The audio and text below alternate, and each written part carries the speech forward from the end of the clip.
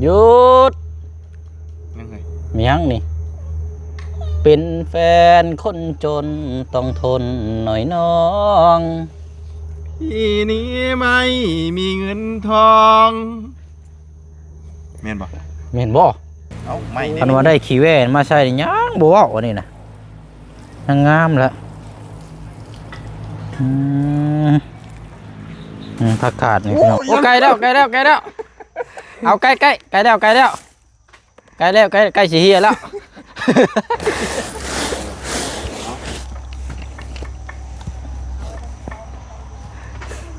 ใกล้เขากาก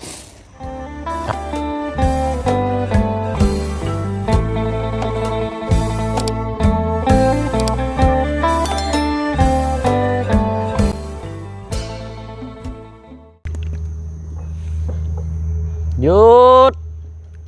ยังไงเมียงนี่เป็นแฟนคนจนต้องทนหน่อยน้องพี่นี้ไม่มีเงินทองเมียนบ่เมียนบ่ เอาไม่ได้นี่เมียนโลดิเนาะแซ่บไหมพี่น้องเนาะพอจังว่าเบิ่งพี่น้องเนาะมะกล้วยหอมเนาะแซ่บไหมพี่น้องเนาะเจ้าก็ห้องได้แต่เพลงเดียวนี้บ่เพลงเรากะแต่ก่อนก็ได้ลายอยู่เลยตายอยู่บ่ชั่วโมงนี้บ่ได้แล้วบ่ได้เลยเป็นเพราะเหตุยังคือว่าบ่ได้มันลืมบ่บ่ได้ห้องเด้บ่ได้ฟังแน่เด้ส่วนหลายเขาบ่ได้ฟังเพลงนี่เอาเนาะมารอรับความลำบากอันนี้คือสิแม่นเนาะมารอรับความลำบากเด้แปลว่าเฮาจนเด้เนาะเฮาจนเด้แปลว่าอย่ามาอยู่นำเฮาซะเฮาทุกข์เฮายากเนาะเฮาจนเฮาลำบากโอ้แม่นได้พี่น้องคันเว้านี่เห็นชื่อแล้วนี่เว้ายกเพลงเนาะเรื่องดนตรีแบบเพลงนี่ป้าหรือว่าขวัญใจได้แล้วนี่กะด้วยแรงแห่งรักกันนี่นั่นก็คักเลยนี่ยังต่อไปได้ไหนในความคิดฮอดมันมีแต่เจ้าผู้เดียวคนละเพลงแล้วนี่นะเอาแม่นี่เนาะโอ้ยเอาเนาะก็ถือว่าก็สีห้องนี่เปิดมาได้เห็นรูปแล้วพอดีพี่น้องเอ้ยแล้วก็ได้มาลองชิมเอาลองมาอีกบ่เพลงยังอีกบ้างบอกแม่นลองตัวนี้แล้วนี่อย่าเพลงเรานะโอ้แล้วเนาะทำนี่แล้ว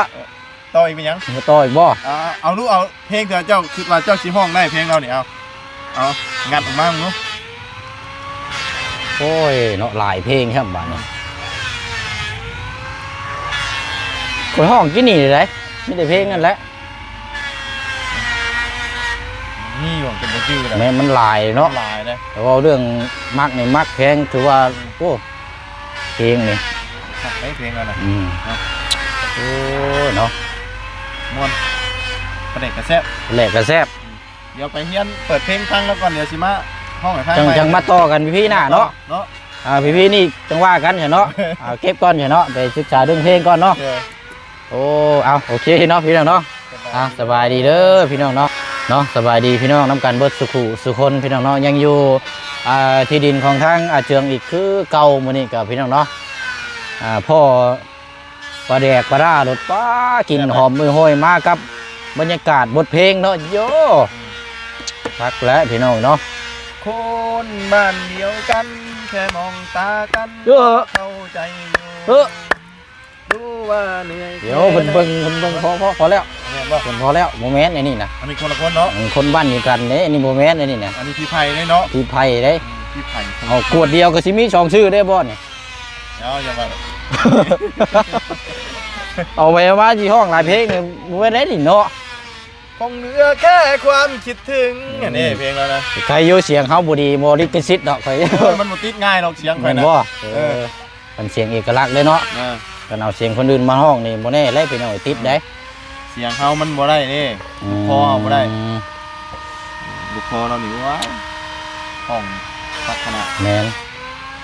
แต่ที่แน่ๆนะเจ็บท้องแล้วบ้านมันมาแล้วพี่น้องเพราะว่ามากล้วยเบิดเครือนึงพริกของแท้เดี๋ยวบ้าต้องลองเอานั่นแหละจังว่าจังคุยน้ำกันพี่น้องเนาะวันนี้ก็ แวะมานั่งแล้วก็พอดีกินส้มกินเมี่ยงอยู่ทางกระเจืองไปสิได้เบิ่งน้ำกันยาวๆอยู่นี่แหละพี่น้องเนาะมีแต่ว่าบุเชงสิไปเยี่ยมยามทั้งน้องไม้ก่อนมานี่พี่น้องเนาะไปจังมาต่อน้ำกันมาเยี่ยมเบื้องเวียกงานนี่สร้างเพิ่นกำลังดำเนินการอยู่ไปอยู่บ่เจ้าก็ไปบ่เราจะไปโยกจักอยู่บ่รุ่นน้ำกันนั่นแหละไป2เทื่อนั่นก็บ่พบเจอไปนั่งพ่อคันบ่เจอก็แม่นพ่วงไปแถวนั้นละพี่น้องเนาะป้าอะไรพี่น้องเนาะพบเจอกันอยู่น้องไม้น้องท้ายอยู่บ้านสกีพินเนาะ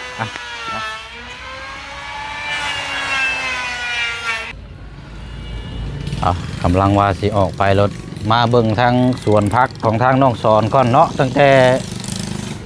เริ่มปลูกยังบ่ทันได้เข้ามาซองจักเทื่อพอพี่น้องเนาะมันงามแท้นี่คักแน่ดิโดนี่เนาะเป็นผู้ว่าผู้แซวในปลูกพักก็ได้เนาะเราก็โอ้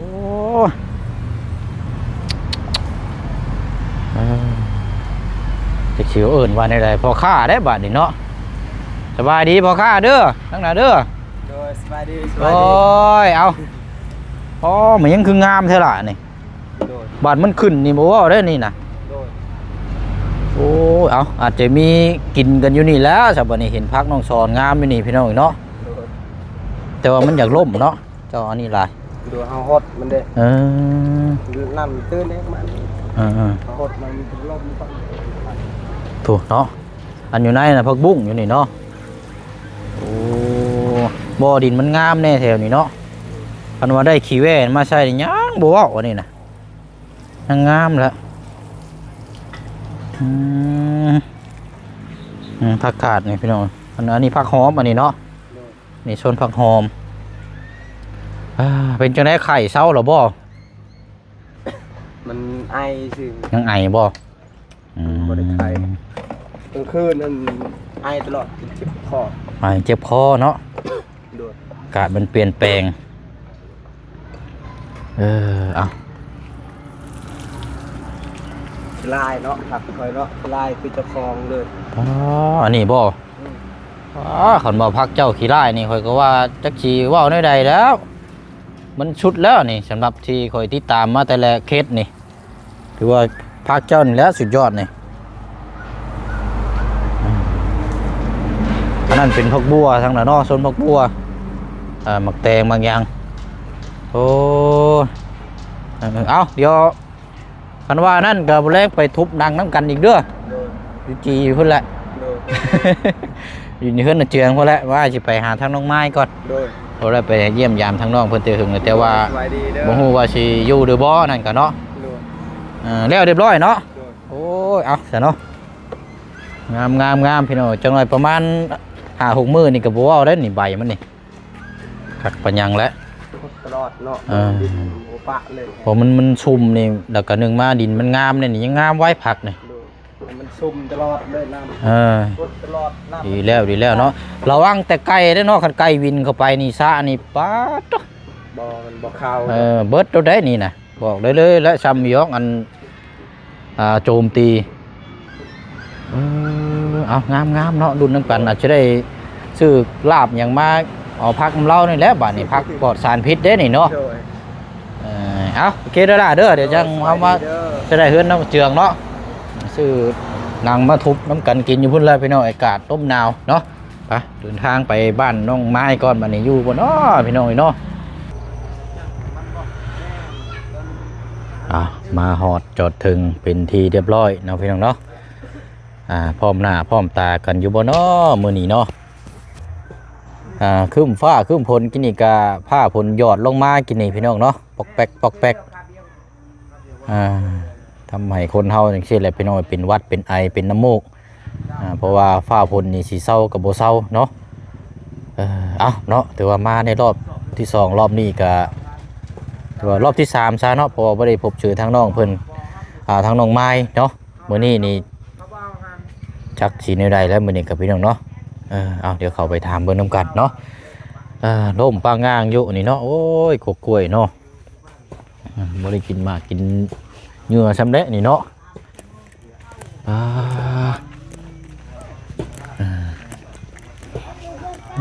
บ้านนี่เนาะ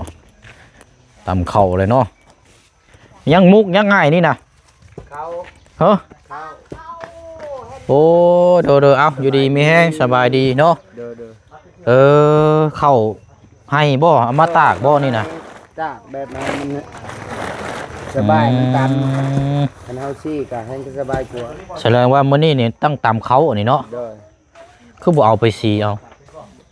บ่มีเงิน อันซีเนี่ยเขาเจ้าเอาสอบนี่ได้ซะถ้า 25ดิ สอบ โดย 25,000ต่อสอบข้าวเปลือกนี้เนาะ โดย โอ้เอาตากไปมันแห้งเนาะแล้วก็จังอัน มันก็สบายนิดนึงเฮาก็ตั้มมันก็สิทนสบายแต่เฮาบ่ตากมันก็ยากนิดนึง มันแห้งมันตำง่ายเนาะ โดย เนาะเป็นจังไดมื้อนี้อยู่พร้อมหน้าพร้อมตาเบิดทุกคนอยู่บ่มื้อนี้ บ่ทั้งลูกกับน้องไม้ก็ไปเฮือนแม่ตู้เราไปส่งน้องหลานของเฮาอันเด้ลูกแบบ พี่น้องบ่ โดย อืม น้องเมียแบ เนาะ บลูกน้องเมียมาไปเล่นอยู่นี่กันเลยกลับไปส่งดาวอีก อยู่บ้านได้นะ บ้านเท่าเฮือ บ้านท่าเฮือ โดย โอ้เข้าไปทางตาสะแลนพุ่นบ่ โดย ป้าไก่ได้ทางนั้นเนาะ แม่ ป้า เอา เอา บ่ไกลบันไดจะเนาะก็เลย มื้อนี้มาบ่มื้อนี้ไอ้ จักแล้วเฮาก็เขาเว้ากับมื้อนี้แล้วมา เราไปรถจักรเราพุ่นบ่ โดย โอ้เอามามื้อนี้ก็บ่พบเจออีกมื้อนี้ก็เนาะ โดย บ่เห็นอีกแล้วอีน้อยเนาะรอบที่3เลยเอาบ่เป็นหยังเนาะเฮามาเบิ่งวิธีพุ่นเพิ่นกำลังตำข้าวหุกข้าวอยู่ฮะโอ้เอาเป็นจังไดเนาะทางนี้ก็กินข้าวบ่เอาอยู่ดีมีแห้งเนาะ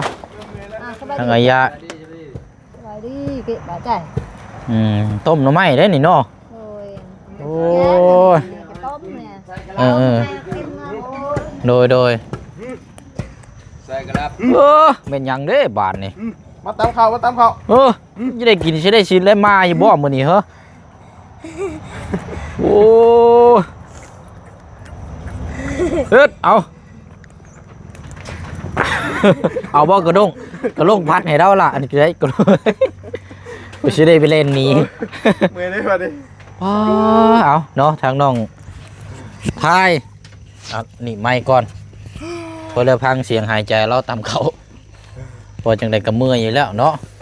เมื่อยได้ตามข้าวเมื่อยมากนี่เลยผมบอกขนาดตำหน่อยเดียวนึงเมื่อยตำผู้เดียวแล้ว บ่มีเงินไปซีก็เลยต่ำเนาะ บ้านเฮาบัดซีบ่ได้เอาบ่ห้ามบ่ได้เสียเงินเนาะ บ่เอาห้ำก็คือซีฟรีซีให้ฟรี ซี ถ้าเอาห้ำนี่จังเสียสอบ มันเพลงนี่มันไปขาย ห้ำนี่แพง เขาบ่ได้เอาหามเขาบ่มี เนื้อเกลือ อืม เขาไปแล้วเอา อืม เขาบ้านก็เสียแล้วล่ะ เอาก็เสียเงินจำเก่าบ่ บ่แพ้ชาวบ้านชาวหาไปซื้อ มาครับเดือดตำเอาเนาะ โอ้เนาะ ลองจังมันบ่ ย่านเข่าน้องเพิ่นเฮียได้ก็เคยต่ำอยู่มื้อน่ะต่ำอยู่เพิ่นน้องอ้อยมันเข่าโพ่งเฮียเบิดวะ ไปเลิกเป็นได้ ได้เด้อบ่เจ้าน่ะเอา 1 2โอ้เราอะไรเกลือ เบียบมาแล้วเฮ็ดเข้าแล้วโอ้ยย่างนี่ โอ้คุณประเทศเฮียบาทเลย ยาอย่าโทษน้องเพิ่นก็เห็นอยู่เจ้าเห็นเฮียกินเนี่ย นี่ นี่ เห็นบ่ยาเนี่ยแม่นบ่ตัวนี้น่ะ แม่นตัวนี้นะ ห่าน แต่ว่าเป็นตกพื้นเลย มันเฮียอยู่ในนอกหันเนาะ เฮียขึ้นตัวนี้ชื่อ อันเข่ายังคือสีงามแท้นี่เนาะ ชัดได้หรือเปล่า ก็ได้ดับเบิลพัดนี่ ถึงเหนื่อยก่อน ตามอีกจังน้อยเนาะ เดี๋ยว เอาอันต่างคนต่างทำหน้าที่เนาะบ่เชิงมักนี่แหละครอบครัวนี่น้อยเป็นเบียดงานนี่เป็นซอยกันดีเอาเลยแม่เจ้าเ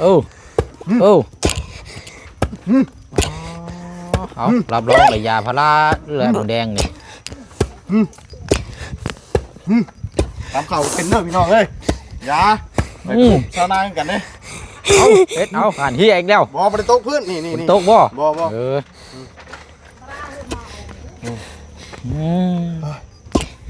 เห็นบ่ โอ้ยห้องลายแห้งคอยจะตกใจเนาะ พออะไรกันมือไว้แล้ว เอายังบ่ได้บ่ ได้แล้วพัดกัน เอาเดี๋ยวรอเบิ่งน้องเพิ่นพัดก่อนซะเนาะโอ้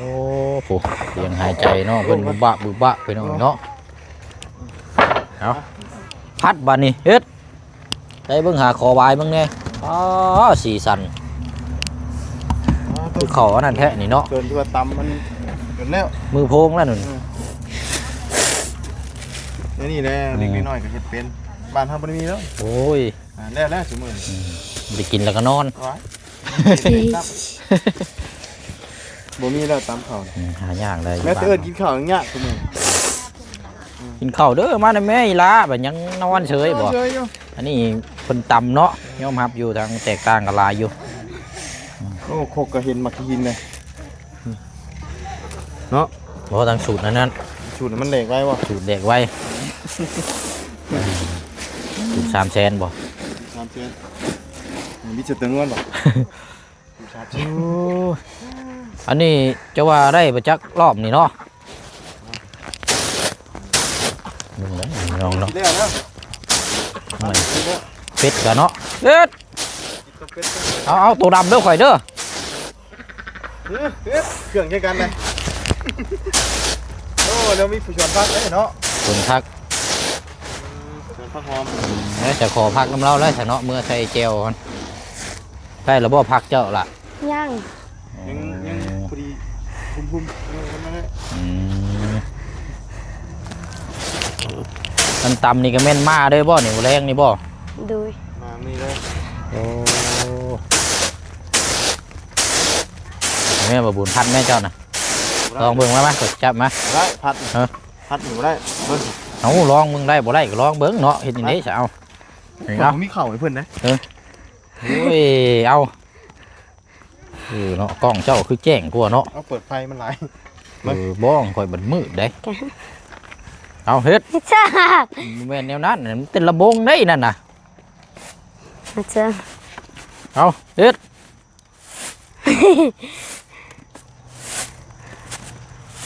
คืออยู่โอ้ใกล้แล้วเอาใกล้สิเฮียแล้ว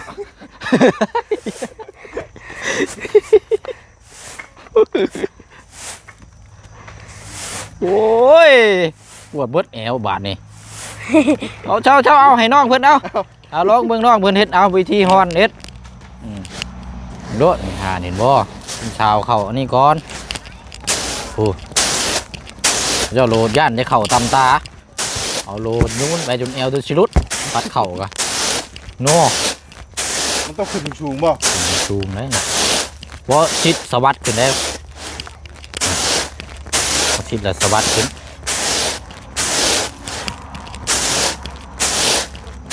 โอ้โห เฮีย โอ้ได้แต่บ่บัดนี้ ได้แล้ว มาได้บ่บัดนี้ ในด้านของกลางบ่ได้เนาะ ได้แล้วนี่ มีแต่พัดมายาได้บ่นี่ เรียบร้อยอันมื้อนี้ตำได้ซ้ำนี่ก้อนบ่ล่ะ โดย มื้อหน้าตำมาอีกเนาะ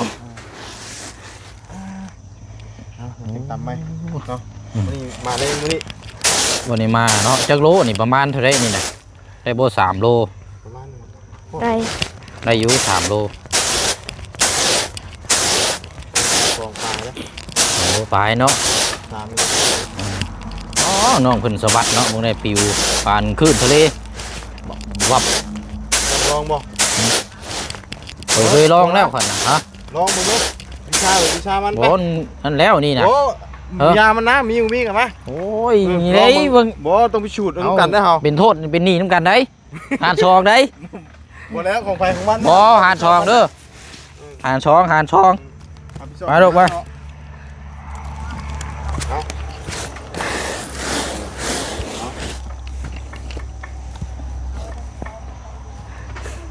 ใช้เขากากเนาะแล้ว นี่บ่เฮ็ดแบบนี้บ่ โดย เอายากมากใกล้ๆเอาบอกบ่เสียงได้ฮอนสิก่อนเนาะเห็นได้บัดนี่ โมเมนต์ละ มันสิเฮียทางนี้เด้ พอดี เนาะ พอดี โอ้บ่ได้เนาะเว้ยเนาะป้อมบ่ได้ง่ายคือคิดได้นี่ ง่ายเลย อืมนี่มันค่อยชาวอีกสิน่ะได้อยู่แบบนี้ฮอนสิน่ะ ง่าย ฮอนนี่คือได้คือเฮ็ดคือสิเฮ็ดเป็นนี่ได้พี่บัดตอนนี้พี่มันสิโลดไปพุ่นเด้เนาะโอ้ยเอาดูอ่ะบ่ได้พี่น้องเฮ็ดดินบ่ได้ได้เข้าเฮียหายนี่โอ้ต้องเฮียนพึกแบบนี้นี่เนาะ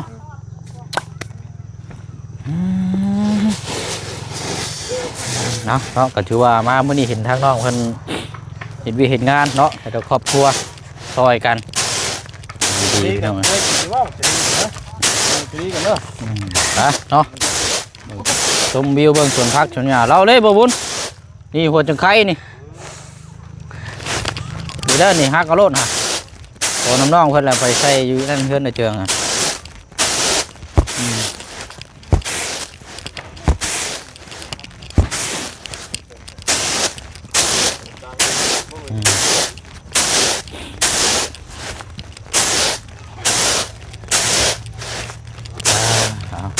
แล้วพี่น้องเนาะยังบ่ไล่บ่อีกจังน้อยอีกจังน้อยเนาะฮะน้องไม้บ่อยู่พุ่นละรอบหน้ารอบใน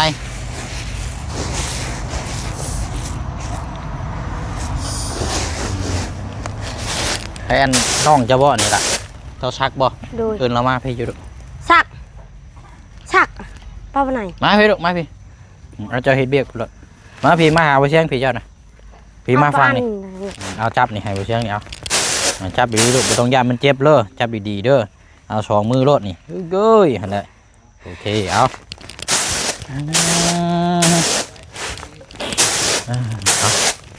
เก่งพี่น้องเนาะกะเห็นทางน้องไม้เนาะเป็นน้องทายผู้เป็นน้องเนาะสองพี่น้องแต่ว่าเอ้ยบ่อยู่เดี๋ยวมาติดตามนํกันมาตอนนี้มีเงินเท่าไรติดกระโต บ่มี บ่มีจะกีบเลยบ่ บ่มีเลย เนาะนี่คืออยากกินข้าวต้มขนมด้วยจะซื้ออยู่แต่บ่มีเงินซื้อบ่ บ่มี แต่ช่วงนี้ก็บ่ได้ไปหาแนวอยู่แนวขายเนาะ โดยเฮาไปหาอยู่มือนั้นเฮาไปหาวายแต่บ่มีคนซื้อเลย หาวายแต่ไปขายแล้วบ่มีคนซื้อ โดยแล้วเมื่อกินอีก สุดท้ายก็เอามากินคือเก่า โดย เอ้ยเนาะคันว่าบ่เชียงอยู่นี่คือแต่เก่านี่บ่ยากหรอกพี่น้องเนาะสิซอยสนับสนุนอยู่อันหนึงมาวายนี่บ่เชียงมักกินอยู่แล้วคันว่าเฮาหามาแล้วเอาไว้ในตู้เย็นนี่ก็ได้มันบ่ได้แข็งบ่ได้หยังบ่วาว าย ย แช่ไว้ตู้เย็นเนาะ เฮาบ่ได้ใส่ตู้เย็น ปลูกเนาะคืออะไรใครย่อยแล้วแต่พี่น้องเนาะโอ้เอาดีๆเนาะมื้อนี้มาเห็นภาพภูมิใจทั้งน้องทายซอยเนี่ยโดยครอบครัวพี่น้องเนาะก็ถือว่าต่างคนต่างเฮ็ดเวียกเป็นภาพอีกภูมิใจหนึงเนาะมายามใดก็มีแต่เรื่องความขยันให้พี่ให้น้องติดตามเบิ่งนํกันเนาะเอาเดี๋ยวบ่เสียงก็บ่ได้ซื้อหยังมาพี่น้องเนาะเดี๋ยวเอารางวัลให้ทางน้องเพิ่นก่อนเนาะนี่พี่น้องทางน้องทายนี่สิมาอยู่บ่มื้อนี้ลูก ลงมา บ่แม่นน้องไม้เนาะ บ่ฮู้บางเทื่อก็มาบางเทื่อก็นอนอยู่นั่น บ่เป็นหยังซะเนาะจังว่ากันไหมเนาะ เลย เอาอันนี้50,000กีบเนาะหรือว่า50,000กีบอันนี้เงินบ่เสียงเองเด้อล่ะเด้อ โดย เอาให้เจ้าเอาไว้ใช้ส่วนตัวแล้วก็แล้วแต่เจ้าสิซื้ออีกเด้อ โดย เอาลูกอ่ะ ขอบใจ โอเคเอาอันนั้นเนาะเอาไว้ติดโตเนาะถือว่าเป็นเงินที่กำลังใจเฮาเลยพี่น้องถ้าเฮามีเงินในติดในโตนี่รู้สึกว่าก็มีชีวิตชีวาแล้วก็ถึงบ่หลายก็น้อยแต่ว่าก็มันก็มีความสุขนะพี่น้องเนาะเอาบ่เชิงเป็นกำลังใจให้เด้อสู้ๆเดี๋ยวมื้อหน้ามื้อไหนเดี๋ยวมาเยี่ยมยามใหม่เนาะ โดย เอาดีๆอันนี้เดี๋ยวเอาไปมาได้บัดนี้เนาะ โดย โอเคเอาดีแล้วเนาะไปแต่เนาะอันลาพี่ลาน้องก่อนกันนั่นล่ะเด้อสบายดีทั้งปลาลูกก่อนเนาะ ขอบใจเด้อทางผู้ใหญ่ใจดีว่าทุกคนให้อยู่ดีไม่แห้งให้สุขภาพแข็งแรงไปสิ่งใดมีแต่โชคดีให้อายุมันยำยืน นอนได้เงินหมื่นตื่นมาได้เงินแสนเงินล้านความเจ็บบ่ให้ได้ความไข้บ่ให้มีพัฒนาสิ่งใดขอให้ได้สิ่งนั้นเด้อสาธุทางเบาเสียงทางเบาบุญ เอาเก็บไว้ลูกเด้อ โดย มาบ่เสียงเดินทางก่อนบัดนี้เนาะเดี๋ยวมันค่ำแล้วสิไปเวียกต่ออีกเนาะเอาบัดนี้เนาะโอ้ยเอาเก่งลายเนาะเอามีแต่ว่าแล้วสิมาเยี่ยมยามใหม่เด้อเด้ออยู่ดีไม่แห้งเนาะเดี๋ยวบ่ได้น้องไม้กับบ่พบเจอเนาะเพราะว่าเดี๋ยวรอบหน้ารอบในก่อนเนาะยังบ่ทันได้กลับหรอกพี่น้อยโดยไปเนาะกลับก่อนบัดนี้ ปลอดภัย เนาะอันนี้เนาะเก็บเขาไว้ได้นี่เนาะไปบัดนี้พี่น้องเนาะหันภาพมาก็สิได้ลำลาพ่อแม่พี่น้อง FC เฮาไปอีกคือเก่าเด้อเนาะคลิปนี้กับพี่น้องเนาะมาเยี่ยมยามทำข้าวน้องไม้เนาะแต่ว่าบ่อยู่อีกพี่น้องเนาะก็บ่เป็นหยังพี่น้องเนาะน้องเพิ่นมีเวียกมีงานคันว่าไปเล่นก็อีกนิดนึงพี่น้องเนาะนี่เราไปเวียกไปงานไปหาอยู่หากินซอยเดือความครอบครัวอันนี้ก็ทางน้องทายเนาะเห็นความขยันนี่แหละพี่น้องเนาะก็เลยเอาไว้เป็นภาพที่เฮาอยากซอยพี่น้องเนาะถือว่าขยันแล้วก็เอารางวัลให้ทางน้องเพิ่นไว้ติดโตเล็กๆน้อยๆเนาะพี่น้องเนาะ